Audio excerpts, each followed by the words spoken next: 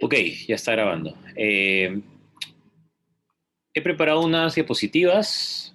No siempre voy a preparar diapositivas porque eso va a depender de, digamos, la naturaleza del texto que nosotros estemos trabajando. Eh, a veces hay textos filosóficos que se prestan más para diapositivas, hay otros que se prestan más para resúmenes. Eso es relativo, ¿no? Pero bueno, entonces hoy día vamos a conversar sobre ese texto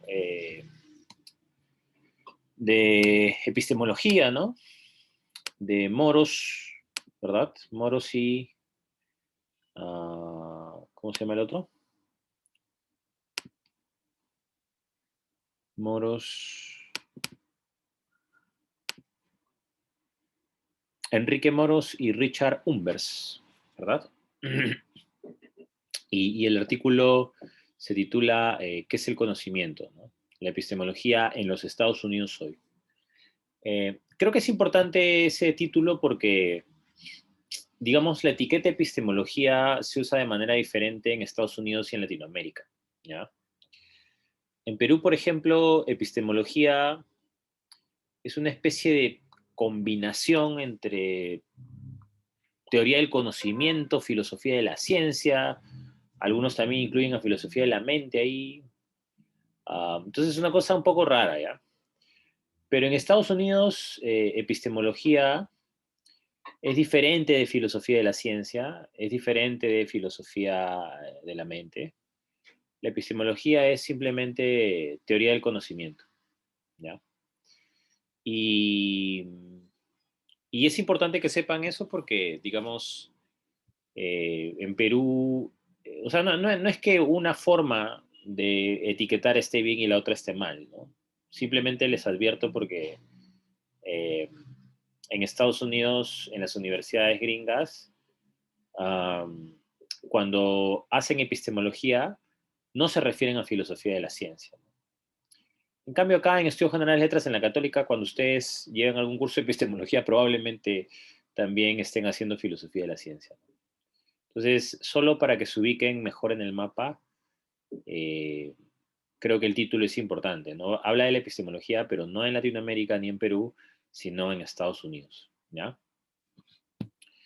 Eh, y bueno, en realidad es un artículo muy interesante porque hace un resumen, digamos, bastante justo de las perspectivas epistemológicas contemporáneas, ¿no? ¿Cuáles son las discusiones actuales en epistemología en las últimas décadas en las academias gringas? ¿Ya? Eh, y claro, es un texto que, si bien es introductorio, demanda de todas maneras bastante esfuerzo porque justamente como menciona cosas y no se dedica a profundizarlas, eh, parece que supusiera algún tipo de conocimiento previo, ¿no? Entonces, si por ahí te has sentido algo perdido eh, con las explicaciones sobre el externalismo, sobre el internalismo, sobre el coherentismo, sobre el fundacionalismo, no deberías asustarte, es normal, ¿no? Porque se hablan temas, se mencionan temas más complicados, ¿no? Entonces, esa es la otra advertencia.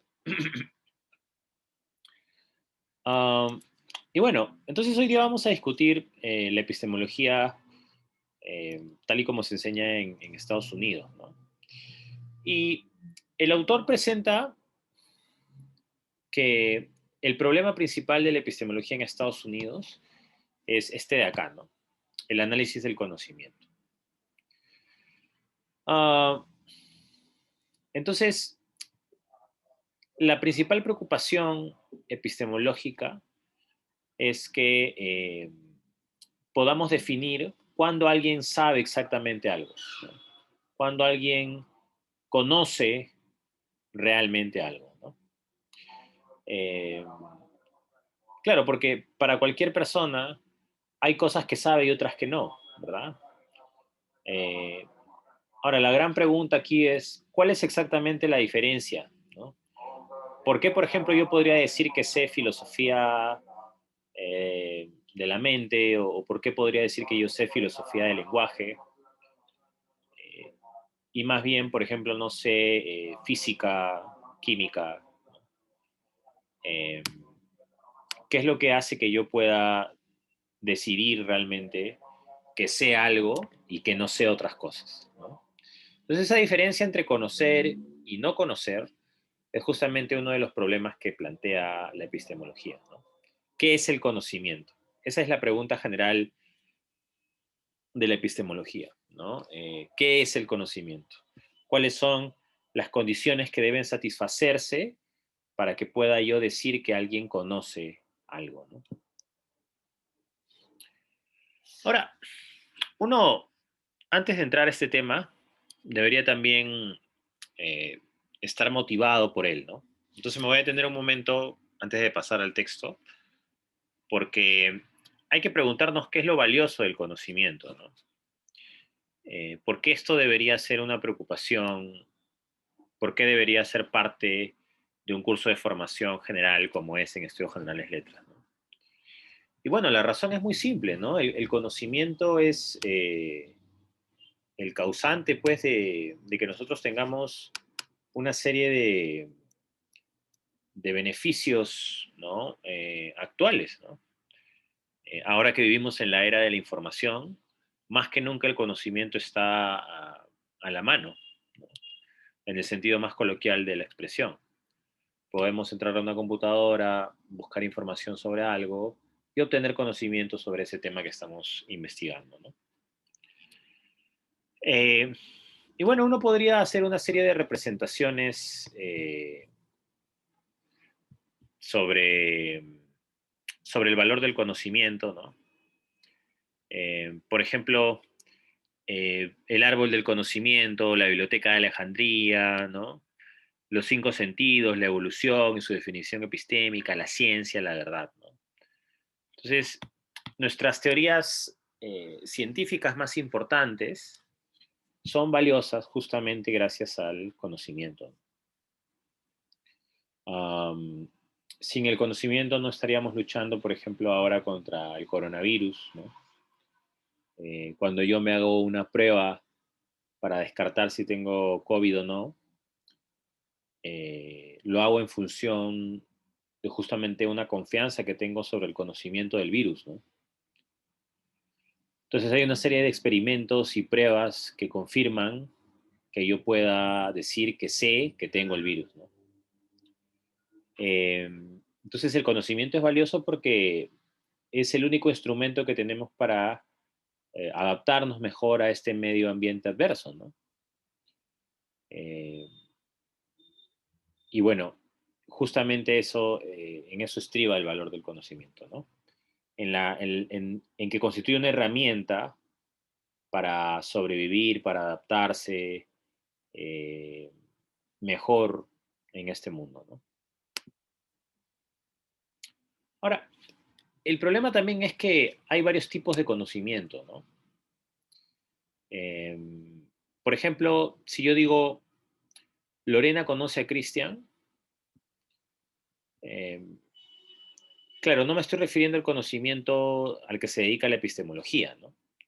Cuando yo digo Lorena conoce a Cristian, parece que estuviese diciendo que Lorena sabe cómo es Cristian, ¿no? Sabe algo sobre Cristian. Tampoco es lo mismo decir, por ejemplo, Lorena conoce Berlín, ¿no? Eh, Seguramente lo que quieres decir es que Lorena ha estado en Berlín y ha tenido experiencia de Berlín, ¿no? Y si yo digo Lorena sabe alemán, seguramente lo que quiero decir es que Lorena sabe hablar alemán o sabe cómo hablar alemán, ¿no? Eh, y por último, si yo digo Lorena sabe que está lloviendo afuera, ajá, ese es el tipo de conocimiento del cual se dedica la epistemología, ¿no? Que es el conocimiento proposicional, ¿no? Lo digo porque en el texto se supone, pero no se aclara, ¿no?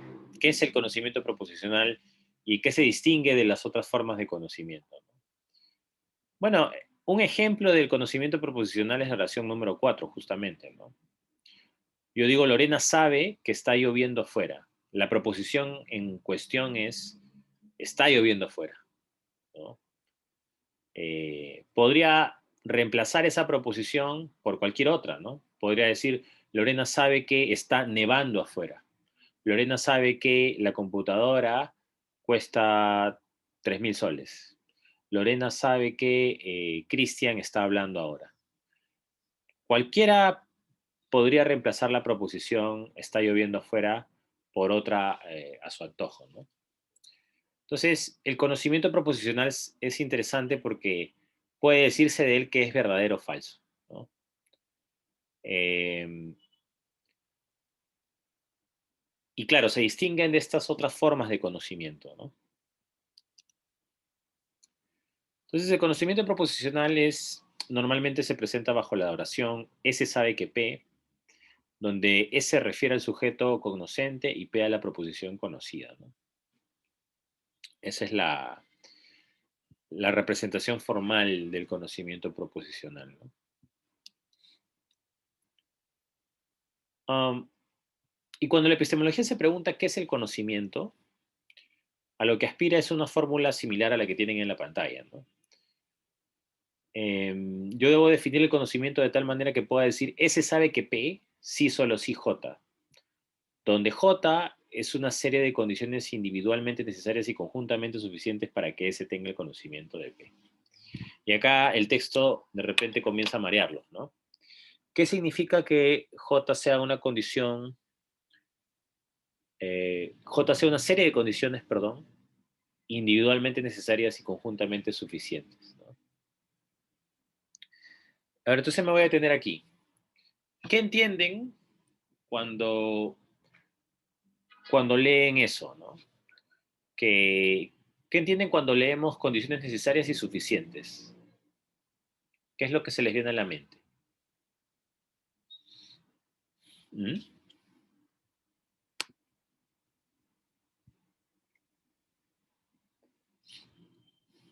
¿Nadie? Disculpa, hola. Sí, por favor. ¿Qué tal, Cristian? Espero que estés mejor. Gracias. Cosas que como que tendrían que ser verdaderas, como que tendrían que darse para que S sepa que P. Exacto, exacto. Tal cual. Muchas gracias. Disculpa, sobre lo anterior también quería preguntarte algo. Dale, Como dale. usabas palabras en inglés, cuando decimos Lorena sabe que está lloviendo, sería como que si lo decimos en inglés sería como que Lorena sabe algo.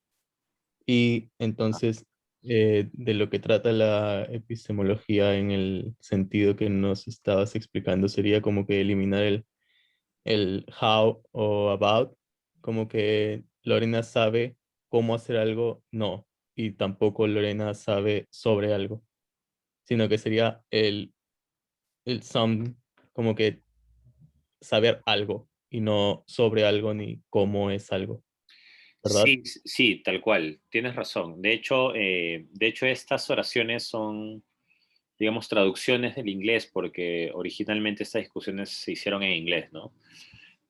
Pero mantienen la misma estructura, de hecho. Por ejemplo, yo digo Lorena knows P, ¿no? O knows that P. Lorena sabe que P, donde P es una proposición cualquiera, ¿no? Puede ser está lloviendo, puede ser está nevando, puede ser hace calor afuera, ¿no? Eh, y claro, ese es el conocimiento proposicional, ¿no? En cambio, si yo digo Lorena knows German, bueno, en ese caso me estoy refiriendo no al conocimiento proposicional, sino me estoy refiriendo a que Lorena knows how to speak German, ¿no? Lorena sabe cómo hablar alemán, ¿no? Lorena knows Berlin, claro, es el aboutness. En inglés el término correcto es aboutness, ¿no? La traducción sería algo así como sobre algo, ¿no?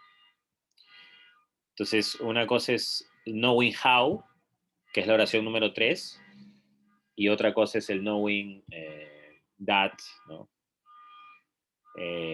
O el knowing what, que es la oración número 4, ¿no? El conocimiento proposicional. Ahora, las otras formas de conocimiento son bien interesantes también, ¿ah? Solo que la tradición filosófica no la ha discutido. Y quizás ese sea un error, ¿no? ¿Por qué privilegiar una forma de conocimiento sobre las otras, ¿no? Eh, Eso también podría ser una crítica, ¿no?, a la epistemología en Estados Unidos, ¿no? Porque han privilegiado el conocimiento proposicional y no han investigado más bien sobre el conocimiento del aboutness, sobre algo, o el conocimiento del knowing how, que es saber cómo, ¿no? Eh,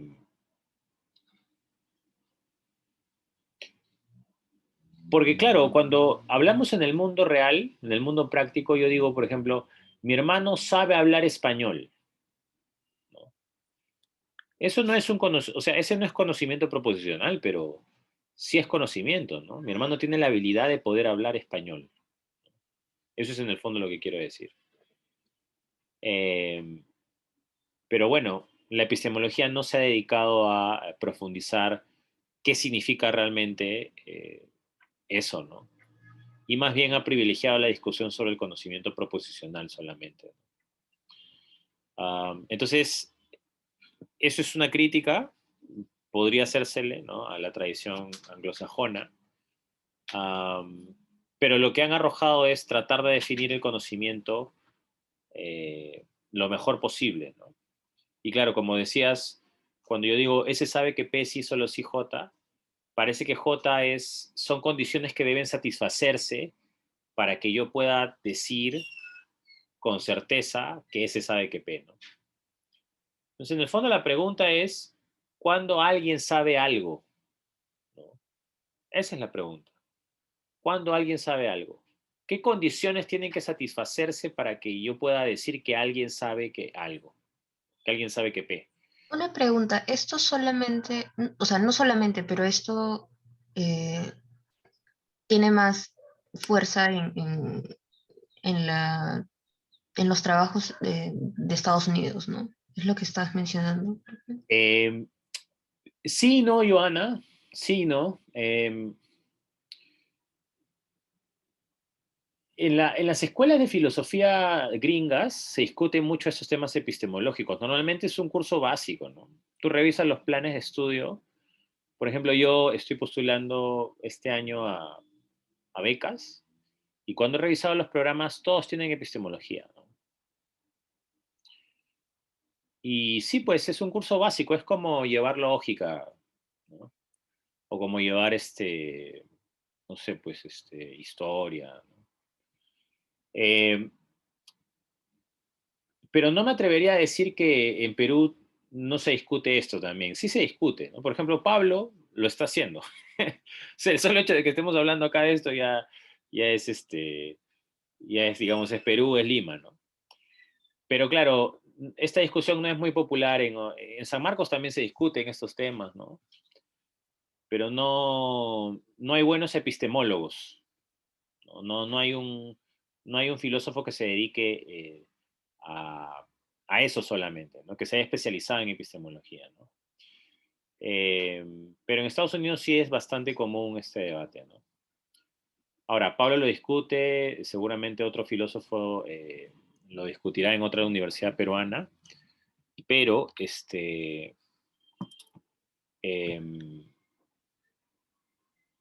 más allá de si se discute en Perú o no, ya vamos a ver por qué es importante conversar sobre estos temas, ¿no? Porque sí, sigue siendo un tema universal que nos concierne como seres humanos, digamos, ¿no? Ya van a ver, no coman ansias, o sea, la primera parte es como medio difícil, pero van a ver por qué es relevante la definición del conocimiento, ¿ya? Una consulta aquí en este slide Dime. es que, mm, o sea, esto presupone que se puede no solamente saber algo, sino que se puede saber J, ¿no? No, buena pregunta, Joana, no, no, no, no.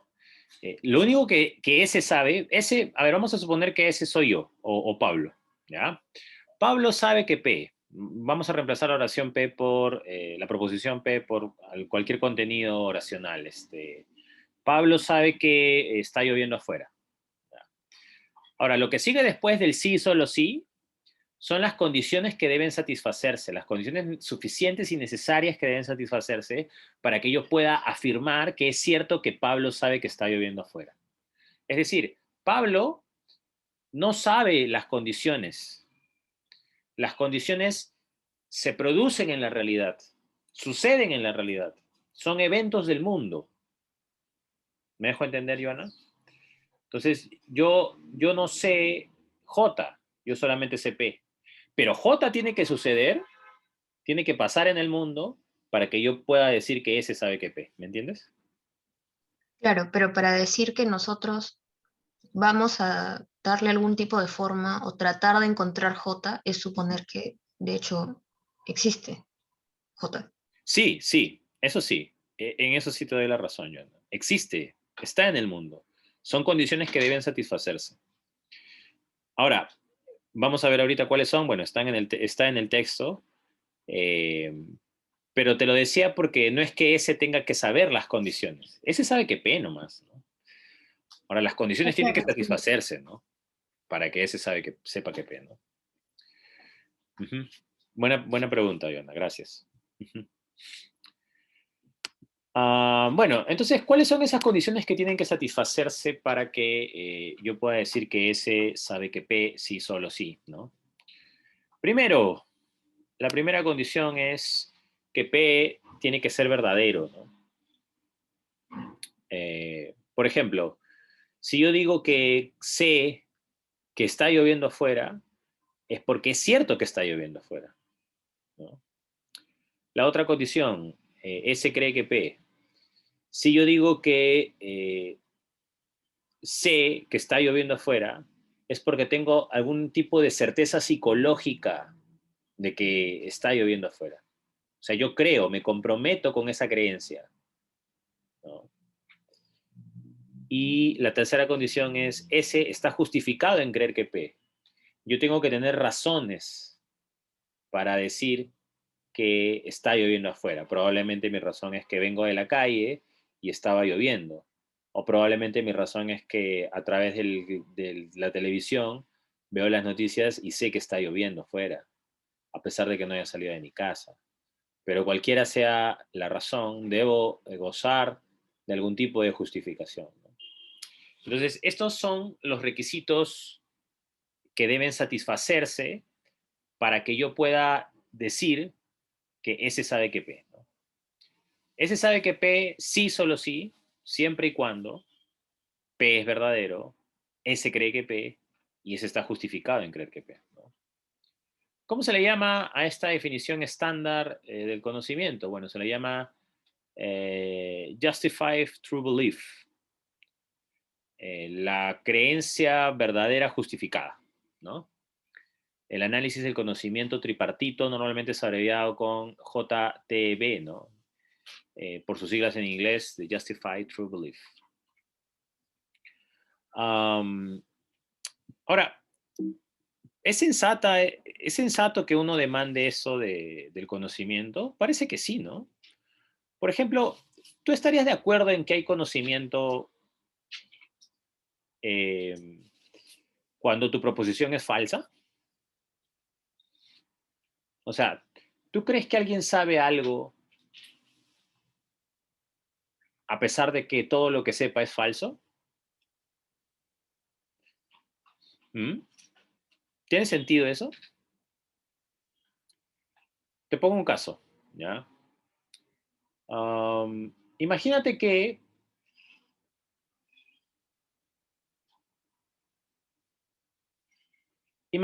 estamos en época ya de segunda vuelta, ¿no? Unos días antes de la segunda vuelta, y tú, no sé, pues, tuviste acceso a las encuestas que se hicieron en el último momento, ¿no? Pero por alguna razón las leíste mal. Entonces tú vas donde tu familia y dices, ¿sabes qué? Va a ganar Pedro Castillo, ¿no? Por si acaso, no es una defensa de Pedro Castillo, ¿eh? No es santo de mi devoción, pero bueno, lo pongo como ejemplo. Entonces, tú dices que va a ganar Pedro Castillo, porque viste una encuesta. Ahora, la viste mal, ¿no? La encuesta en realidad no decía que iba a ganar Pedro Castillo, la encuesta decía que iba a ganar Keiko Fujimori. Pero tú vas donde tu familia, vas a tu casa y le dices a todos, ¿saben qué? Va a ganar Pedro Castillo, que esto que el otro, bla, bla, bla. Y tu mamá te pregunta, o tu papá te pregunta, oye, pero ¿realmente sabes que va a ganar Pedro? Y tú le dices, sí, yo he visto, va a ganar Pedro Castillo, pero ¿estás seguro que sabes eso? Y bueno, resulta que es falso, ¿no? No sabes que Pedro Castillo va a ganar, porque en realidad la encuesta decía que Keiko iba a ganar. Eh, entonces, si el conocimiento proposicional que tú tienes es falso, se sigue que tú no sabes realmente qué P, ¿no? Por eso es que parece intuitivo pensar que tú sabes P, tú conoces P, siempre y cuando P sea verdadero. Otra hubiese sido la historia si, por ejemplo, tú hubieses leído bien la encuesta y, y claro, veías que Keiko iba a ganar, ¿no? Entonces vas a tu casa y dices, familia, Keiko Fujimori va a ganar. Este, y bueno, ahí sí puedes decir que sabes que va a ganar, porque viste la última encuesta, ¿no? Entonces, la demanda, eh, la demanda de que el conocimiento sea verdadero parece intuitiva, ¿no? Parece legítima, no es jalada de los pelos, ¿no? Se supone que alguien sabe algo cuando es verdadero. Dime, Joana, disculpa. Mm, La verdad a mí hasta ahorita eso no me convence lo suficiente, Why? porque, o sea, lo verdadero siempre está dado bajo, no sé cómo explicarlo, bajo un contexto, algo así. Ya. Entonces, no sé si es completamente necesario para decirlo. O sea, yo puedo saber lo que he experimentado, que es que he leído mal, pero lo he leído, Ujú. ¿entiendes? Por eso es que, no lo sé, a mí no me convence completamente, estoy como que es 70% convencida. Ya, está bien. Gracias por tu observación. Ah, ah, Porque, o sea, si es algo que puede ir cambiando dependiendo de cómo vas leyéndolo, porque, o sea, también podría darse el caso de que las encuestas están hechas a base de también cosas que no son mm, 100% verdaderas. O sea, la misma estadística o las matemáticas tampoco tendrías que comprobar que son verdaderas para que siguiera que lo verdadero es que Keiko ha ganado. ujú. ¿Entiendes? O sea, es como, no lo sé, me parece mm, algo como absolutamente todo para mí, hasta las expresiones que utilizas o las palabras que utilizas, Mm, al decir o al leer, o sea, o al decirle a tu familia que Keiko ha ganado, o al leer el mismo, haberlo leído mal o bien, ya. también es contextual. Ajá. Entonces, no sé si es 100% necesario que algo sea verdadero porque ya se vuelve algo sin peso, lo verdadero, ¿no? Claro, claro. Ahora, quizás todas estas disquisiciones han nacido por mi ejemplo de Keiko y Castillo, ¿no? Eso me pasa por ponerme político. Les voy a poner un ejemplo más sencillo, ¿ya? Porque todo lo que has dicho me parece justo, Ivana. Les voy a poner un caso más simple para que vean la importancia de la verdad a la hora de el conocimiento. Entonces, imagínate que tú estás yendo a la católica físicamente, no virtualmente. ¿Has pisado alguna vez el campus, por si acaso? Eh, Sí, por muchos años.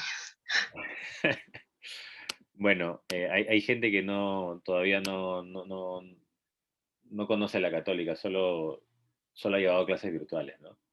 Pero vamos a suponer que tú pones en tu mochila normalmente, no lloren, por favor, no lloren.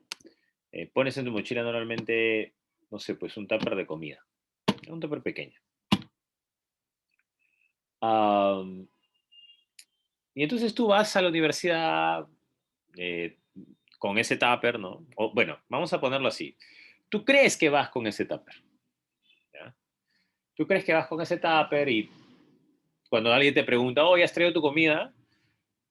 Te dicen, sí la traje conmigo. ¿Estás seguro? ¿Sabes que has traído tu comida? Y la persona, y tú le respondes, sí, yo sé que he traído mi comida. Y resulta que por cosas del azar tú nunca eh, abriste tu mochila, de repente te entretuviste con tus amigos todo el día en la universidad, y al final llegaste a tu casa y tiraste tu mochila y ni siquiera comiste. Comiste algo por ahí con tus patas, entonces no tuviste necesidad de abrir tu mochila. Bueno, ahora, ¿qué hubiese pasado si es que realmente nunca ese tupper de comida hubiese estado en la mochila? Vamos a suponer eso, ¿ya? Vamos a suponer que era falso que el tupper estaba dentro de tu mochila. Eh, Te pregunto, Joana, ¿realmente supiste que tu tupper estaba en tu mochila? O más bien, nunca supiste que tu tupper estaba en tu mochila, sino que simplemente lo creíste. ¿Cuál alternativa te convence más? ¿La primera o la segunda? Que lo creí. Exacto, ¿no? Entonces, el conocimiento, y esto es un consenso, ¿no? Y ojo que este es uno de los pocos consensos que hay en epistemología, dicho sea de paso. ¿Ah? El conocimiento sí requiere verdad. Si tú creíste algo que nunca fue cierto, que nunca fue verdadero, entonces nunca lo supiste realmente, nunca lo conociste realmente. ¿Alguien solo conoce que P? Pero, Cada vez que P es cierto, ¿no? Sí, pero, por favor, por favor. bueno, o sea, supongo que, o sea, en el caso que ahorita he puesto del tupper es mucho más fácil porque tiene que ver con cuestiones físicas, no es como decir, Ajá, el tupper está en la mochila. exacto, Y si Valdemar. no está, pues no sabías que estaba, ¿no?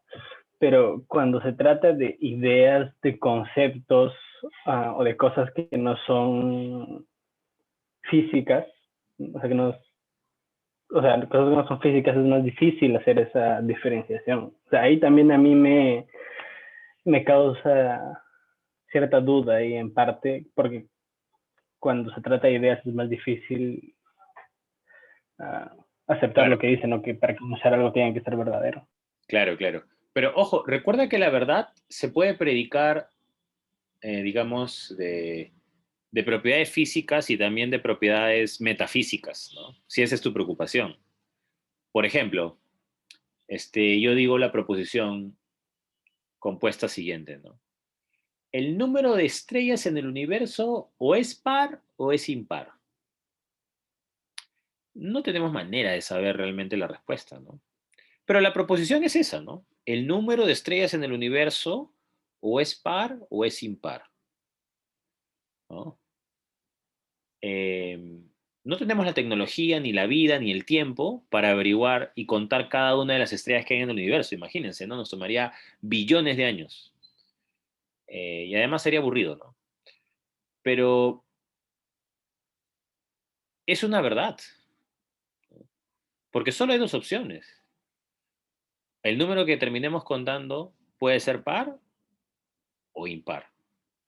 Es verdadero, metafísicamente hablando, porque no he utilizado nada más que la razón, ¿no? Entonces, recuerden que la verdad es una propiedad que se puede predicar tanto de los objetos físicos, como en este caso tener un tupper dentro de una mochila, como de los temas más metafísicos y más complicados que hay en la filosofía, ¿no? Entonces, no sé, Valdemar, si tú tienes en particular, estás pensando, digamos, en un ejemplo concreto en el cual te parezca problemático predicar la verdad. Si lo tienes, dímelo. Y si no lo tienes, recuerda que cualquiera sea ese ejemplo que tú concibas eventualmente, sí es posible predicar la verdad, ¿no? A no ser que no sé, pues que sea un tema irresoluble como, no sé, pues un dilema matemático que no se ha resuelto en los últimos 400 años, ¿no? Pero, eh, no sé, o sea, Por ejemplo, sí, por favor. cuando, por ejemplo, hablamos de emociones, ahí me resultaría problemático, digamos, ¿Puedes darme un o caso? bueno, más que con, a ver, un caso, por ejemplo, decir, yo estoy enamorado de X persona, Ya, ¿ya? Y ya, digamos, ya, eventualmente pasa el tiempo, cosas, y termino diciendo, oh, no, en realidad ese momento creo que no estaba enamorado. ya, Por ejemplo, en ese caso, por ejemplo, en esa aseveración, ahí me resulta problemático saber en qué momento podríamos decir que realmente claro, la oración, la proposición, yo estoy enamorado de tal persona, puede ser o claro, no conocimiento. Porque como no es algo objetivo, como decir, ya mira, si sumas estas cosas es que estás enamorado, y puedes decir, entonces sí es verdad que estoy enamorado, entonces sí es cierto que yo estoy enamorado de tal persona. claro, claro. Sí Ahí, por ejemplo, me causa... ok, ya vi tu punto. Eh, yo discrepo, Valdemar. Yo creo que el amor incluso es una de las cosas más fáciles de cuantificar. Y te voy a poner un caso. Ya, mira, ¿qué pasa si yo digo, vamos a reemplazar las formas por ejemplos, ¿ya? ¿Qué pasa si yo digo, Cristian sabe que Lorena está enamorada de Roberto? ¿Ya? Mira, esa es mi oración. Cristian sabe que Lorena está enamorada de Roberto. Y claro, tu preocupación es legítima, ¿no? ¿Qué significa realmente estar enamorado de alguien? Am, pero vamos a suponer que tenemos una definición de ese estado emocional y que le ponemos ciertos requisitos. Por ejemplo, las reacciones que una persona normalmente tiene cuando está enamorada es que piensa mucho en ella, que siente atracción sexual por ella, que se siente bien con ella, ¿no? Y vamos a suponer que esos requisitos se satisfacen. Es decir, en la práctica, Lorena siente atracción sexual por Roberto, se siente bien con Roberto y para pensando en Roberto. Por lo tanto, Lorena está enamorada de Roberto. La proposición P es verdadera. Yo no entiendo por qué te parece complicado demandar la verdad incluso para estados de ánimo. Ahora, que los estados de ánimo sean cambiantes, eso no invalida la verdad de las proposiciones. Lo único que tienes que hacer es ser más específico en tu proposición. Entonces, claro, como me pusiste hace un rato, ¿no? ¿Qué pasa si yo paso un tiempo y me doy cuenta que ya no estoy enamorada de esa persona? Muy bien, entonces cambiemos la oración. Cristian sabe que Lorena está enamorada de Roberto durante el mes de enero. Es más, seamos más específicos y más puntuales. Cristian sabe que Lorena está enamorada de Roberto el fin de semana anterior. Y listo, no necesitas nada más. O sea, ¿por qué tendría que ser complicado? Y claro, digamos, esa proposición es verdadera, válida solamente en ese lapso de tiempo, ¿no? Ya después Creo que, podría ser falsa, pero lo que, perdón, Joana, con eso termino y te dejo hablar. Lo que te quiero decir es que da la impresión de que no podemos cuantificar o medir las emociones, pero créanme, los psicólogos y las psicólogas hacen eso todos los días en sus carreras profesionales. Tratan de hallar criterios sobre los cuales podemos medir las emociones, los sentimientos y, bueno, nuestras conductas en general, ¿no? Entonces, sé que vivimos, digamos, en una sociedad donde creemos que el amor es como una cosa intangible, que no se puede medir, ¿no? Pero créanme que desde un punto de vista científico la cosa cambia bastante, ¿no? Yo sí soy defensor de que la verdad se predica tanto de los eventos físicos, incluso el enamoramiento es un evento físico, ni siquiera es un evento metafísico, ¿no? Es un evento físico porque hay elementos químicos en juego cuando tú estás enamorado de alguien, ¿no? Uno siente atracción, genera serotonina, tu cerebro genera endorfina, incluso el olor de la otra persona. Uf, hay todo un aparato ahí biológico reproductivo bien sofisticado alrededor del enamoramiento. Créanme. Todo eso es cuantificable, todo eso es mensurable y por lo tanto todo eso puede ser predicado como verdadero o falso. Ahora sí, dime, Joana, por favor. Creo que entiendo más o menos, creo, y de la duda de mi compañero, y si no, y si me estoy equivocando, por favor, házmelo saber, compañero. Pero l- lo que, la duda que surge a partir de lo que tú has dicho es que igual depende de la cuantificación que le da un psicólogo.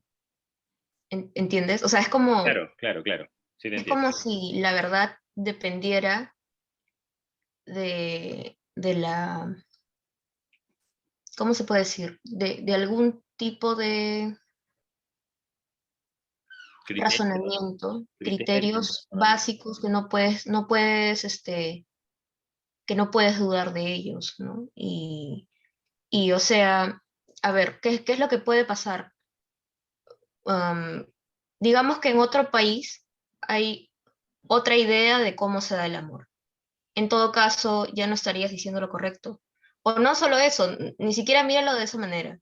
Ujú, Hay varias disciplinas que podrían eh, ujú, describirlo de diferentes formas. ujú. Entonces, el componente de verdad sigue dependiendo demasiado de quién lo observa, Claro, ¿no? Entonces, eso, al menos eso es lo que a mí me ha surgido de la duda de mi compañero y de tu explicación del amor. claro. Yo Gracias. también espero, yo espero que la realidad sea como lo estás diciendo, ¿no? Que se puede ser cuantificable, pero igual hasta ahorita no encuentro un motivo suficiente como para pensar que es algo tan, digamos, universal, ¿no? Ujú. No solamente el amor, cualquier otro fenómeno, hasta el tener en mi mochila el tupper, que es lo que tú dijiste, ¿no? Porque, eh, digamos, ya que no sea el tupper, que sean los electrones, por ejemplo, en física cuántica, eso ya sería más complicado de pensarlo. ¿Entiendes a lo que estoy refiriendo? Sí, sí, Que depende de cierta forma de, de un campo o de alguna disciplina, llámalo así, para decir si algo es verdad o no. claro, claro, claro. Sí, sí, te entiendo. Muchas gracias, Joana. Muy interesante tu observación. Eh, Cristian, sí, por a favor. ver, quiero poner este ejemplo para ver si se entiende un poco A ver, mejor, más mándate. o menos, a lo que me refería. Por ejemplo, al yo decir, ahorita no digamos, yo sé que Cristian tiene un buen matrimonio con Lorena, Ya. ¿ok? Para eso se supone que tiene que ser cierto que Cristian tiene un buen matrimonio con Lorena, pero dependiendo de la época, eso podría cambiar, Ah, ya, ya. Claro, claro, claro. ¿ok? Y, o sea, Claro. me acuerdo que en clase, justo en la última clase, profesor mencionó por encima nomás algo que se llama el contextualismo, que era como el escepticismo, pero como mucho más aterrizado. Justo Claro. quería preguntarle bien sobre eso, porque, claro, al leer lo de Dancy, y después del último PD me quedé pensando en eso. Y claro, cuando él mencionó eso del contextualismo, eso ahí recién me hizo más sentido. Y, o sea, claro, quería ver si podía abordar más de eso, porque en este tipo de situación, como te comento, de, ya, mira, este es un buen matrimonio, dependiendo de la época y del contexto, puede variar en lo que podría ser verdad o no. Claro. Claro, claro, sí te entiendo, Valdemar. Muchas gracias. De verdad que las dos han sido muy buenas observaciones y me van a permitir aclarar mejor entonces este asunto. Eh, es cierto que existe alguna forma de relativismo en, en lo que nosotros predicamos sobre los fenómenos del mundo. En eso estoy de acuerdo con ambos, ¿ya? Por ejemplo, Valdemar menciona este caso del relativismo temporal, ¿no? Un buen matrimonio se define diferente en el siglo, no sé, pues, en el siglo XXI que en el siglo pasado o en el siglo antepasado, ¿verdad? Am, y claro, bueno, incluso Joana fue también aguda y mencionó que si nosotros vamos al reino de la física, pero nos dirigimos al mundo subatómico, eh, ya no es tan simple como que un tupper está dentro de una mochila, ¿no? Incluso estando dentro del ámbito de lo físico, ¿no? Porque ustedes saben que la física cuántica tiene leyes bastante peculiares, distintas al mundo del macrocosmos, ¿no? Eh, entonces, claro, sí comprendo su preocupación por la relatividad de lo que se predica, pero es que eso no es lo que te demanda la definición que nosotros estamos discutiendo. Miren, leamos bien, ¿no? O sea, lo único que te pide esta definición, esta estipulación es que S sabe que P, sí, solo si P es verdadero. O sea, ¿qué significa que sea verdadero? Significa que corresponda al mundo. Ahora, ¿qué corresponde al mundo? Eso sí puede variar. Por ejemplo, si el caso de Valdemar, ¿no? P es la proposición es, Cristian tiene un buen matrimonio con Lorena, ¿no? Eso puede variar. Pero cualquiera sea la variación, para que haya conocimiento, cualquiera sea, insisto, la proposición en juego, porque puede ser relativa, esa proposición tiene que ser verdadera, es decir, tiene que corresponder a los hechos del mundo, ¿no? Entonces, vamos a suponer que me refiero a buen matrimonio como la definición de hace 2 siglos, ¿no? Bueno, si fuese ese el caso y Cristian tiene un mal matrimonio según los estándares de hace 2 siglos, entonces esa proposición es falsa. Y entonces la persona que está predicando esa proposición no sabe qué P. Ahora, vamos a suponer que no, que ese matrimonio se refiere al siglo XXI y entonces sí satisfacen los estándares para definir un buen matrimonio. Entonces es verdadero. Por lo tanto, ese sujeto sí sabe qué P. ¿No? Entonces, yo estoy de acuerdo con ustedes en que la proposición varía, es sensible al contexto. Pero cualquiera sea la proposición, el requisito es que tiene que corresponder con el mundo para que tú sepas qué P, para que tú conozcas qué P, ¿no? Entonces no importa el relativismo que tú termines abrazando. No importa si es la proposición P, Q, R, S, T, U, V, W, etc. Si corresponde con el mundo es verdadero. Y si es verdadero, ¿cómo se conjuga el verbo? Satisfacer, Claro, satisfaciste, ¿no? No. ¿Satisface? Sí, pero en Se pretérito conjuga como hacer, creo. hacer, ¿no? Hiciste. Ajá, Satis- creo. ¿Hiciste? Bueno, entendemos. Bueno, Sí, ya. Entonces, am, termina satisfaciendo el primer requisito si es que la proposición corresponde con los hechos, ¿verdad? Entonces yo estoy de acuerdo con Joana y con Valdemar, ¿no? La proposición puede ser P, puede ser Q, puede ser R, puede ser cualquiera, ¿no? Eh, pero solamente será considerada una forma de conocimiento cuando corresponda con los hechos. Y ese requisito es que sea verdadera, ¿no? Cristian, Por favor.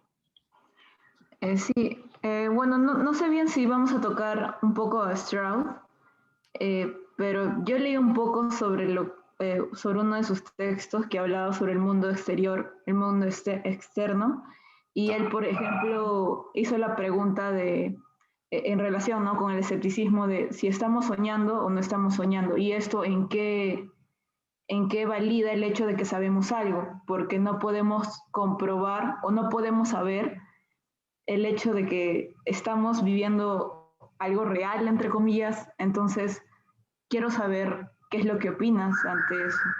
Sí, muchas gracias, muy amable. Es una buena pregunta, Rubí. Eh, es que, claro, una cosa es definir cuáles son las condiciones que tiene que satisfacerse para que alguien sepa que P, y otra cosa es, ya pues, a ver, prueba que P es verdadero, ¿no? Esa ya es otra empresa, ¿no? Digamos, es una empresa bien difícil porque aparece de nuevo la sombra del escepticismo que estuvimos conversando en la clase pasada, y resulta que no estás seguro de nada, ¿no? Porque imagínate que tú seas un cerebro en una cubeta manipulado por un neurocientífico, entonces todas las sensaciones que tú tienes uh, eh, simplemente son falsas, ¿no? Porque no es que correspondan al mundo. Por ejemplo, yo ahorita estoy teniendo la sensación de que estoy conversando con ustedes. ¿Y qué pasa si, de hecho, mi cerebro está siendo manipulado por un neurocientífico que me hace creer que estoy conversando con ustedes? No es cierto que estoy conversando con ustedes. Creo que estoy conversando con ustedes, pero no es cierto que estoy conversando con ustedes. Y por lo tanto no sé que estoy conversando con ustedes. No conozco realmente que estoy conversando con ustedes. Claro, por eso iba mi pregunta, ¿no? O sea, yo, bueno, he reflexionado sobre eso y, y no sé realmente si es que podemos conocer algo, o sea, si es que existe algo verdadero, existe algún conocimiento como tal, porque ese argumento de que si estamos soñando no derrumba absolutamente todo, Sí, ¿entiendes? sí. A eso voy. Sí, sí, por eso el argumento escéptico que les estaba explicando hace un momento es tan profundo, ¿no? Ah, dicho sea de paso, eh, les mencioné que les quería dejar de tarea la semana pasada esto, pero se las dejo para la siguiente semana. Apunten. En Netflix hay hay una serie que se llama Dead, Love and Robots. No sé si la han visto. ¿La han chequeado? Dead, Love and Robots. ¿La han visto, por si acaso? ¿Alguien? ¿Nadie? O sea, yo Oh, la vi como publicidad, pero no la llegué a ver. no, ¿Es de este año o de qué año más o menos? me parece que es del año antepasado, Dead, Love and Robots. Tienen que ver, hay un capítulo que se llama Beyond the Great, más allá de la grieta. ¿Qué tal capítulo? Y ese Descartes, ¿ah? Me van a agradecer porque Dead, Love and Robots son cortos, animados. No tienen más de 12 minutos, creo. Son cortos. Así que hoy día, y mira, te voy a dar las condiciones para que lo veas, ¿ya? Hoy día, plan de 11 de la noche, en tu cuarto, solo, sola, mira ese capítulo. Pero solo, sola, prométeme que vas a verlo solo o sola. Ya, apunta, Dead, Love and Robots, más allá de la grieta se llama. La traducción al español. Me parece que es una araña, ¿no? Es un capítulo sobre... lo van a reconocer porque está en el espacio y la imagen es bien realista. O sea, te van a aparecer actores de verdad, pero en el fondo es una animación, ¿no? Parece un PlayStation 4. Ya no sé qué número están. Creo que están en el 5, ¿no? ¿Y por qué a las 11 de la noche? Eh, cuando lo termines de ver me vas a agradecer, ¿ya? Pero solo o sola y con un café. Y si eres muy nervioso, sí, acompáñate de alguien, ¿no? Pero si eres tranqui, míralo solo o sola, lo vas a disfrutar más, ¿ya? Pero es Descartes, van a ver por qué es Descartes, ¿ya? Mírenlo y conversamos sobre eso para la siguiente clase. Esa va a ¿Cómo ser. se llama el episodio? El episodio se llama Beyond the Great. Creo que es más allá de la grieta la traducción que está en el español. No recuerdo exactamente. Más allá de la grieta, sí. Sí, sí. Eh, ya. Más allá de la grieta. Y la serie se llama Death, Love and Robots. Ya después, si quieren, ven los otros capítulos que también son locazos, ¿no? Pero que ya no tienen que ver con el curso. El capítulo es Más allá de la grieta y la serie se llama Dead, Love and Robots, Cecilia. No necesito verlo desde un inicio, ¿no? Son capítulos separados. Sí, son capítulos separados. Son cortos animados independientes. Ajá. No tienes que ver todos. Pero yo me acuerdo que cuando comencé a ver uno, no paré toda la noche hasta terminar de verlo todo. Pero ya, bueno, eso tiene que ver con mi temperamento. Bueno, entonces, regresando al tema. Esta es la primera condición que se demanda para que alguien diga que sabe algo, ¿no? Yo sé que P, sí, solo sí, P es verdadero. Si P es falso, entonces no sé qué P. Cristian, pero P es relativo, puede ser P, puede ser Q, ¿cómo sé cuál es el criterio? Es que esa no es la discusión, como te acabo de decir hace un momento. La discusión es que cualquiera sea la proposición que tú quieres predicar que es verdadera, cualquiera sea, lo que te demanda esta definición es que tiene que corresponder con el mundo, tiene que ser cierta, tiene que ser verdadera para que recién puedas decir que conoces que P. ¿Ya? Esa es la idea. ¿Ya? Sí. Ya. Bueno, el segundo requisito. Me voy a adelantar esto porque ya estamos contra el tiempo. S cree que P. Ahí está. Gracias, Valdemar. Beyond the Aquila Rift es el título original, ¿no? Dead Love and Roads. Gracias, muy amable, Valdemar. Ya, entonces el segundo requisito es S cree que P, ¿no? Si S cree que P, se sigue que S cree en P. La pregunta es, ¿no? Veamos. Supongamos que Claudia es consciente de que no sabe algo sobre algún tema, pero sus conjeturas en un examen son siempre acertadas. La pregunta es, ¿puede reportarse que Claudia sabe que P, a pesar de no creer en P? Les pregunto, ¿qué opinan? Imagínense que Claudia está dando un examen, pero ella sabe que no sabe. ¿Ah? O sea, cambio la oración. Ella es consciente de que no sabe, pero ella está dando un examen igual. Y en este examen ella hace de Tim Marín de doping, güey, tu caramba, títere fue, ¿no? Entonces, y le chunta, ¿no? Le chunta al azar, ¿no? Pa. Entonces, es un examen objetivo, tiene que marcar ABCD, y por suerte ella marca todas bien. Les pregunto, ¿ustedes creen que Claudia sabía realmente, a pesar de no creer en P? ¿Qué opinan?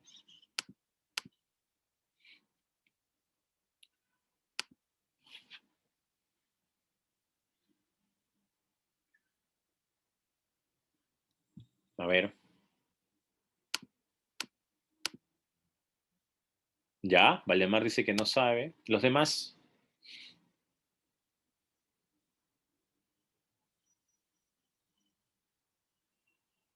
¿Qué opinan?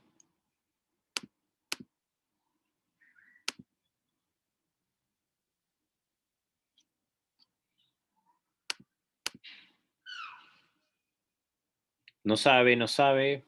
Ya. Rubí y Alessandra también dicen que no sabe. No sabe, pues. O sea, ella dio el examen bien por suerte. No sabe realmente. ¿Y por qué no sabe? Porque ella de verdad no cree lo que está marcando. Lo está marcando por azar. Por eso es que justamente para que yo diga que alguien sabe algo, la otra condición es que esa persona crea en eso que dice saber. Es decir, que se comprometa actitudinal, bueno, en la jerga filosófica es una actitud proposicional, que tenga la certeza psicológica de creer en P. ¿No? Por ejemplo, yo sé que 2 y 2 son 4. Eso es verdadero y tengo la certeza psicológica de que es verdadero. Es decir, creo que es verdadero, me comprometo con esa verdad. Pero imaginemos que en un examen me ponen una ecuación difícil que yo ignoro por completo y marco al azar una de las alternativas. ¿Realmente creí que la alternativa era cierta? No, fue por suerte nada más que resultó ser cierta. Entonces, otra demanda del conocimiento es que el agente en cuestión o la agente en cuestión crea que P. Tiene que creer que P. Ese es otro requisito fundamental.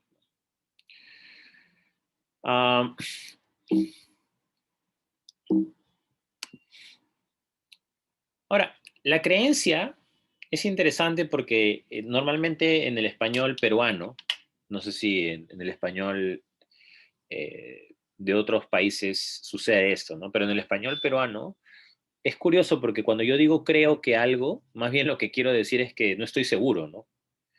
Y a mí sí me parece importante esta aclaración porque normalmente estas discusiones de epistemología vienen del inglés, ¿no? Entonces, en el inglés, believe, I believe, ¿no? Es como yo creo, pero en el inglés no hay esta duda que sí hay en el español peruano, ¿no? En el español peruano, cuando yo digo, a ti te preguntan, oye, ¿cerraste el caño? Y tú dices, creo que sí. Lo que está diciendo ahí es que, o sea, puede ser, ¿no? Pues, estás admitiendo que te puedes equivocar, ¿no? Ya, eso no sucede en la epistemología, pues, ¿no? En la epistemología, la palabra belief, creencia, es una creencia completa, nada que sospechas de que puede ser falsa, no. O sea, tú crees en el sentido religioso del término, ¿no? Tú te comprometes con esa creencia, en este caso con P, ¿no? Entonces, creencia en el contexto de la teoría de justified true belief significa una creencia plena o absoluta, ¿no? Para creer absolutamente que P, no es suficiente tener una alta confianza en P, sino que es más como un compromiso o estar seguro de que P. Ahora, en el texto mencionan grados de creencia, y eso es todo un problema, yo no lo voy a desarrollar. Por eso simplemente les hago esta aclaración, ¿ya? Y bueno, ese es el otro punto, ¿no? Y el tercer requisito, el último, es que S está justificado en creer que P.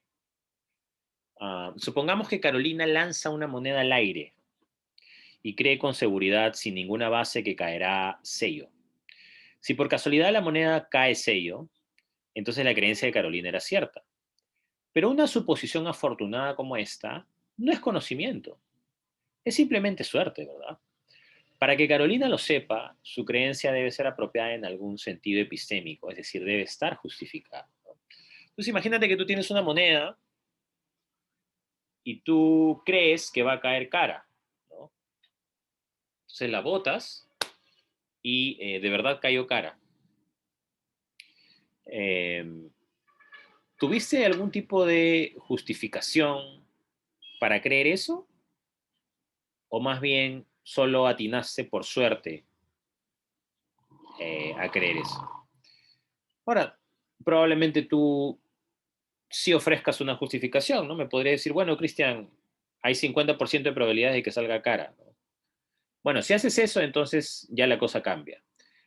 Pero asumiendo que no haces eso, asumiendo que tú simplemente botas la moneda y se te viene la respuesta a la mente y tú dices, creo que va a caer cara, entonces tu creencia no está justificada, ¿no?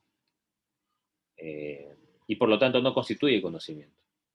Para que haya conocimiento, el hecho de que P sea verdadero y yo crea que P, tiene que agregarse este otro hecho de que eh, estoy justificado en creer que P. Tengo razones para creer que P, ¿no? Y ahí se dice que alguien sabe algo, ¿no? Por ejemplo, si yo sé que el problema del libre albedrío en filosofía se ha tratado en los últimos 20 años, es porque sé cuáles son las razones que me hacen, que hacen que yo crea en esto, que hacen que mi creencia esté justificada, ¿no? Y esto es bien interesante, ¿no? La idea de la justificación. Y ahí es donde estos dos autores tratan de hablar sobre el externalismo, sobre el internalismo, ¿no? Porque este es justamente el debate en el que se ha centrado la epistemología por mucho tiempo, ¿no? ¿Cuándo una creencia está justificada realmente, ¿no? Entonces hay una posición externalista que dice que una creencia está justificada cuando los procesos por los cuales tú creíste que P son confiables, siempre y cuando esos procesos sean externos a tu mente, externos a tu conciencia. Y hay otra posición que es la internalista, que dice que tus procesos son confiables, tus creencias son confiables, perdón, cuando tú eres capaz de ofrecer una justificación de por qué crees que P, ¿no? Pero esa justificación es interna a tu mente, o sea, tú tienes acceso a esas otras cosas que justifican tu creencia en P. Entonces, el internalismo, ¿no? El que una creencia esté justificada depende totalmente de estados, en algún sentido internos al sujeto, ¿no? De acuerdo con un sentido común interno, solo aquellas características de la experiencia de un sujeto están disponibles directa o introspectivamente, cuentan como interno y lo que se denomina internalismo de acceso.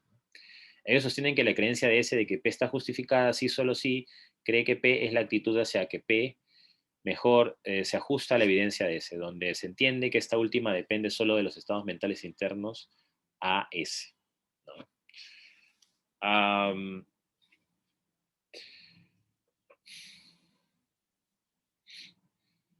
mm, ¿Qué ejemplo te puedo poner sobre el internalismo? A ver.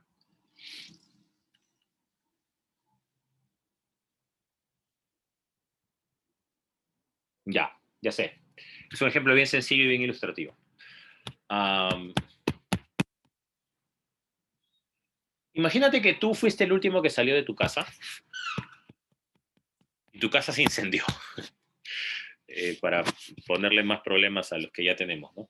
Tu casa se incendió. Y entonces están buscando el responsable o la responsable de que se haya incendiado. Y tu papá o tu mamá o tu familia te pregunta, bueno, tú dejaste abierta la perilla de la cocina, desenchufaste los electrodomésticos, y si tú le preguntas eso, si a ti te preguntan eso, mejor dicho, tú dices que, que sí, ¿no? Que, por ejemplo, tú dejaste todos los aparatos desenchufados, ¿no? Entonces tú no eres responsable del incendio, porque tú cumpliste con, con, con desenchufar los aparatos electrónicos. En ese proceso en el que a ti te preguntan si tú desenchufaste los aparatos electrónicos, tú no estás yendo a la realidad, tú estás accediendo a tu memoria. No sé si te das cuenta. Accedes a tu memoria y tu memoria te da justificaciones para creer que tú desenchufaste todos los electrodomésticos. Ahora, vamos a suponer que tu memoria falla. Vamos a suponer que, o sea, y de verdad, honestamente falla, no es que le estés manipulando para que no sea responsable, o sea, de verdad eres un buen tipo, una buena tipa, y tú estás completamente seguro, según tu memoria, de que desenchufaste todos los electrodomésticos. Pero resulta que tu memoria es débil, frágil, endeble, y en realidad, antes de salir de la casa, te olvidaste de desenchufar el televisor. Ahora, ¿tú crees realmente que desenchufaste el televisor, que es lo más problemático? ¿Ah? O sea, tú de todo corazón eres un buen tipo, una buena tipa, y crees que desenchufaste el televisor. Entonces tú tienes justificación interna, y aquí viene el internalismo, porque cuando tú accedes a tu memoria, de verdad tu memoria te dice que has desenchufado el televisor. Por lo tanto, no eres responsable. ¿No? Entonces el internalismo es interesante porque la justificación va a depender de cuáles son los elementos internos al sujeto para que en ese momento justifique su creencia en P. Ese es el internalismo. Entonces, este tipo está justificado en creer que desenchufó los electrodomésticos, a pesar de que no fue cierto, se olvidó del televisor. Ahora, tú seguramente te estarás preguntando, Cristian, pero qué caso más raro. Es imposible que si de verdad yo no haya desenchufado el televisor, eh, eh, recuerde lo contrario, ¿no? No, no es raro. Pasa cada rato. ¿O no te ha pasado que tú de verdad creíste que hiciste algo y después te diste cuenta que no lo hiciste? ¿No te ha pasado nunca? A mí me ha pasado. O sea, yo de verdad pensé que había, por ejemplo, dejado las llaves en tal lugar. O sea, de verdad, o sea, si tú me hubieses preguntado en ese momento, Cristian, pero ¿estás seguro que tú la dejaste ahí? Yo te hubiese dicho con toda la honestidad del mundo. Sí, claro que sí, estoy seguro que las he dejado ahí. Mangas, ¿no? Nunca lo dejé ahí, pero de verdad mi memoria me estaba informando que lo había dejado ahí. Yo creía honestamente en lo que me decía mi memoria. Entonces la justificación de las creencias son internalistas cuando apelan solamente a estados mentales a los cuales el sujeto solamente tiene acceso. ¿Me dejo entender? Sí, Lady, me imagino. Sí, sí, cuando uno se queda dormido, en fin, ¿no? Y ese es el internalismo. ¿Ya? El externalismo dice que más bien la justificación depende de factores externos, bueno, como dice obviamente su nombre, al tema, y pueden ser relevantes para la justicia. Por ejemplo, los fiabilistas o confiabilistas de procesos piensan que las creencias justificadas son aquellas que están formadas por un proceso cognitivo que tiende a producir una alta proporción de creencias verdaderas en comparación con las falsas.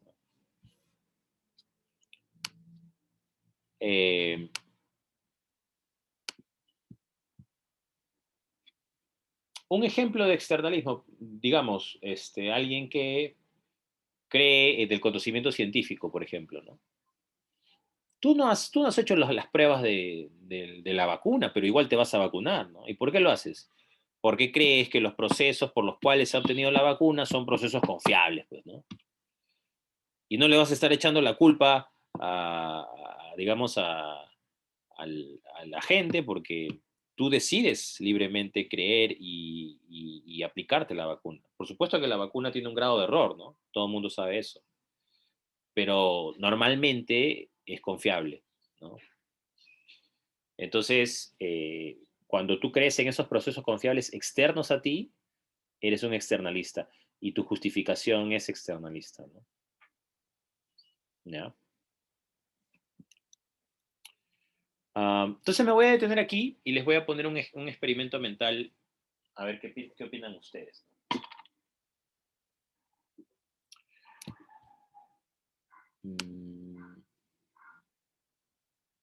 Este es un paper que se ha publicado recién.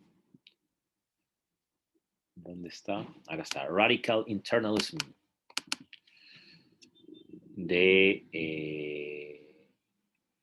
Este es Zoe Johnson, no. El otro es Radical Externalism.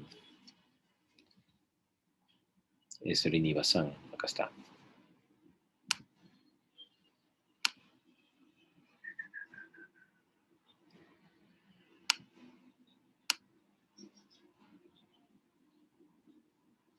Ya. Entonces ahí, por ejemplo, te estoy compartiendo un PDF y voy a leerles este experimento mental y me gustaría saber sus respuestas. ¿Ya? Uno puede pensar que a veces la epistemología no tiene aplicaciones a casos más prácticos, ¿no? Como por ejemplo la política, la ética, pero nada que ver. La epistemología tiene aplicaciones prácticas y este es uno de los ejemplos, ¿no? Que no es formulado por mí, sino por esta filósofa marxista feminista norteamericana que se llama Amia Srinivasan, de la Universidad de Oxford. Entonces su thought experiment es el siguiente, ¿no? Racist dinner mesa de la cena racista, no sé cómo traducirlo literalmente al español. Entonces dice, Nur, que Nur vamos a llamarle, no sé, pues Nur es un nombre medio raro, ¿no? Pero bueno, Nur, una joven británica de descendencia árabe, es invitada a cenar a la casa de un amigo blanco de la universidad, ¿no? Esa es la escena.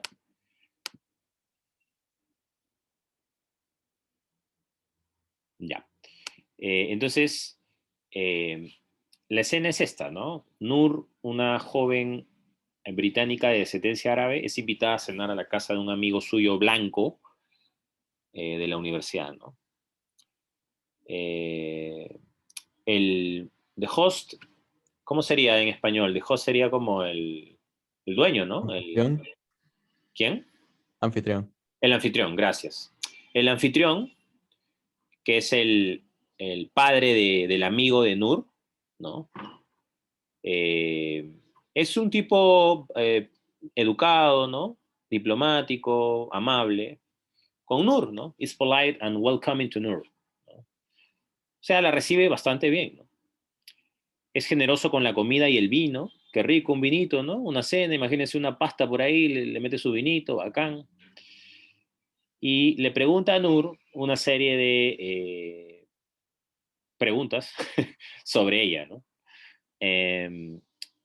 Todos se ríen y hablan amablemente, ¿no? Everybody laughs and talks amably.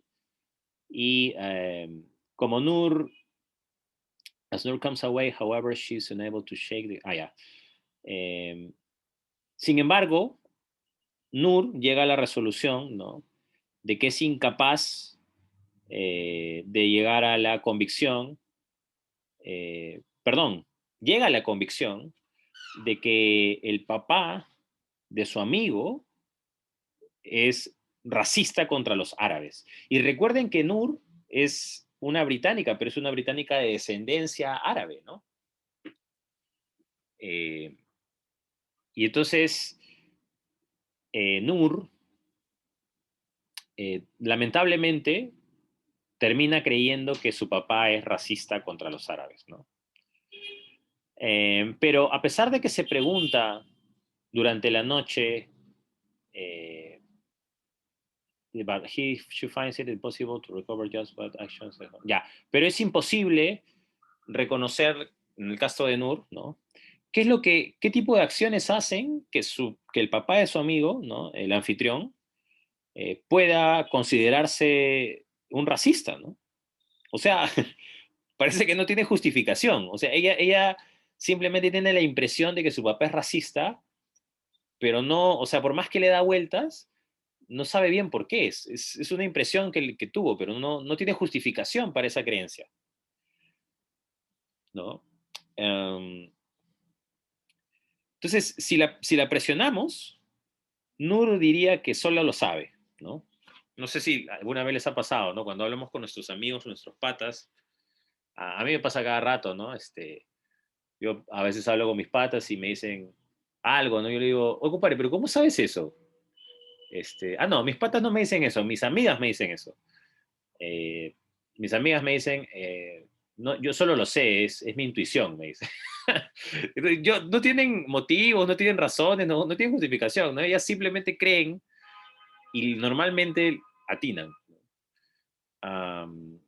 Entonces, es raro porque en este caso Nur cree que de verdad el papá de su amigo es racista contra los árabes. Pero por más que le da vueltas a su cabeza, no sabe bien por qué, solo lo cree, ¿no?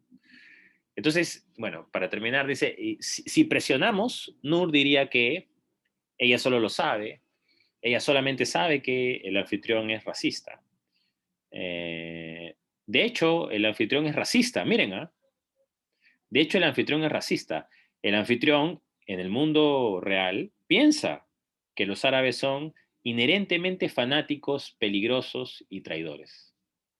Bueno, retrógradas. Y como resultado, envió como una especie de claves sutiles, ¿no?, que Nur registró subconscientemente y procesó. It is subconscious, es esta sensibilidad subconsciente que la lleva a creer que el anfitrión es racista. Y ya, a ver, con eso termino.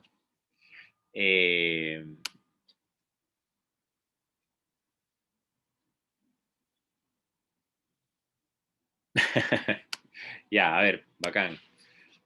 Pero me gustaría conversarlo. ¿Qué opinan?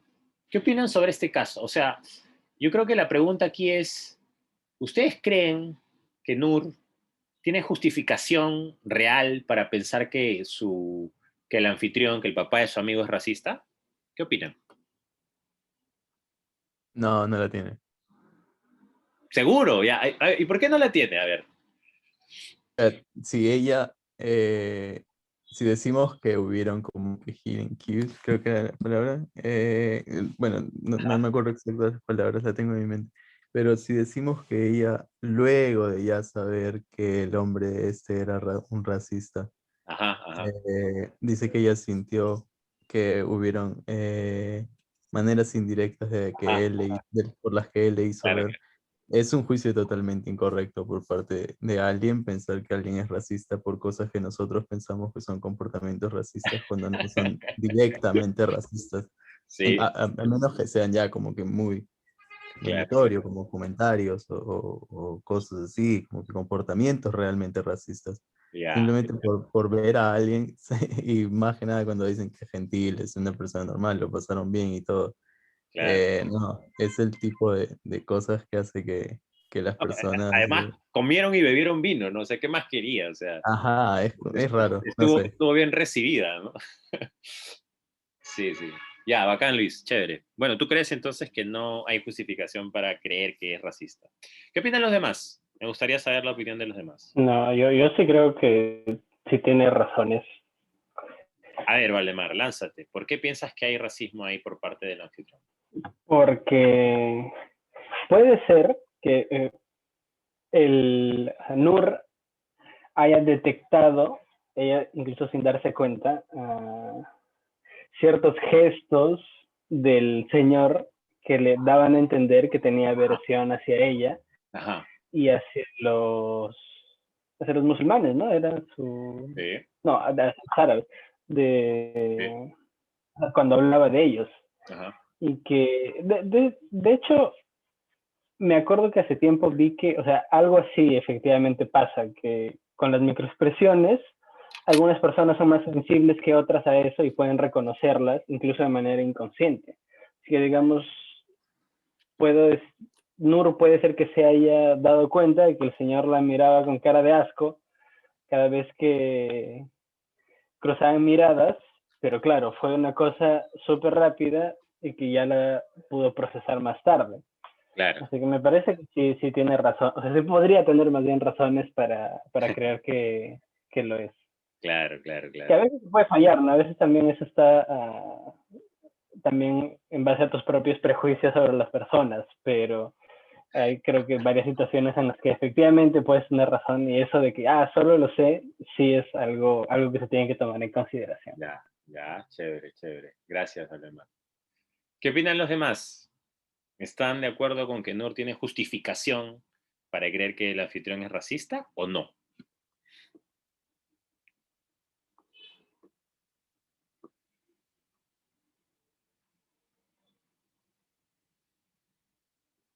¿Nadie?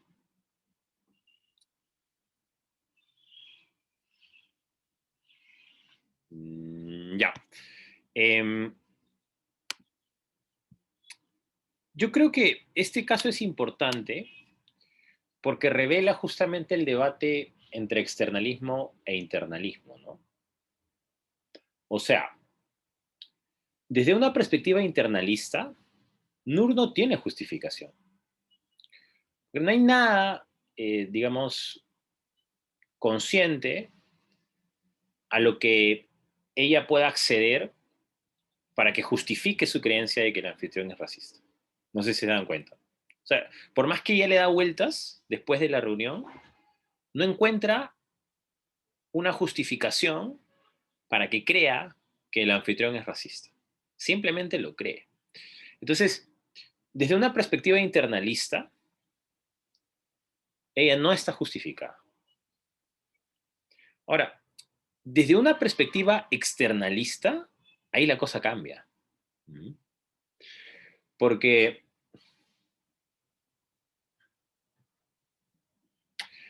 a ver, voy a poner un poco más picante el caso, ¿ya? O sea,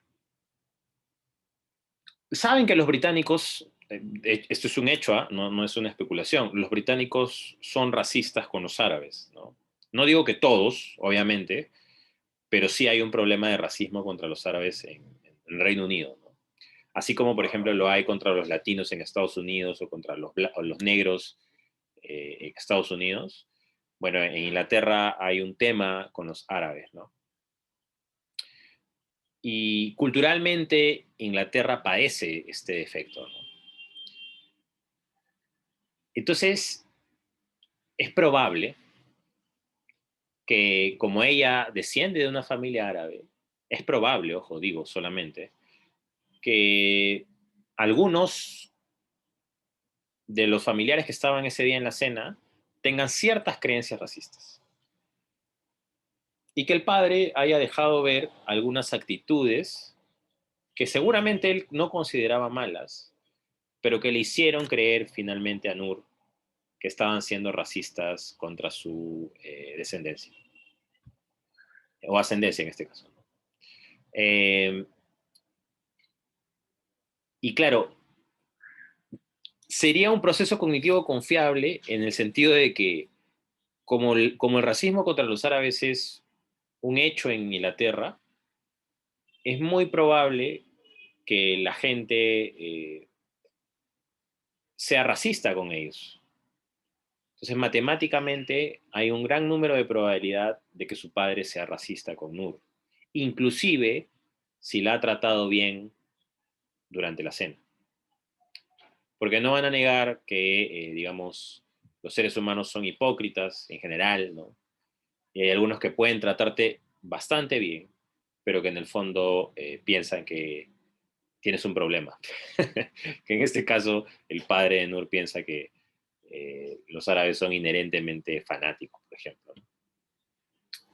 Entonces, me parece paja este caso porque desde una perspectiva internalista ella no está justificada, pero desde una perspectiva externalista sí podría estarlo, porque claramente que hayan sido en el pasado racistas contra los árabes sí es una justificación para que ella crea que pueden ser racistas con ella. Entonces, este caso revela un poco esa tensión en el debate entre internalistas y externalistas, ¿no? La justificación parece que termina resolviéndose en dos lados. Y aparte también nos enseña lo complicadísimo que es justificar nuestras creencias, ¿no? Y claro, acá ya no estamos hablando de creencias simples como el tupper dentro de la mochila, estamos hablando de creencias racistas, ¿no? Y hasta qué punto podemos justificar que alguien crea algo como eso. Bueno, gente, lo voy a dejar hasta ahí. No sé si alguien tiene alguna duda, alguna pregunta. ¿Todo claro? ¿Sí? Sí, todo claro. Sí, profe. Hoy día puedes subir la grabación de esta clase, por favor. Sí, lo voy a subir, no te preocupes. Gracias. Ya. Listo. Bueno, amigos, entonces lo voy a dejar hasta ahí. Cuídense mucho, nos vemos la siguiente semana. Lean, creo que es el texto Geography of Philosophy, ¿no? Geografía de la filosofía. Igual, por si acaso, revisen el sílabus, que ahí están todos los textos que deben leer, ¿ya? Nos vemos, cuídense mucho. Chao, chao. Un abrazo. Gracias, buen fin de semana. Gracias, profe. Chao, un abrazo.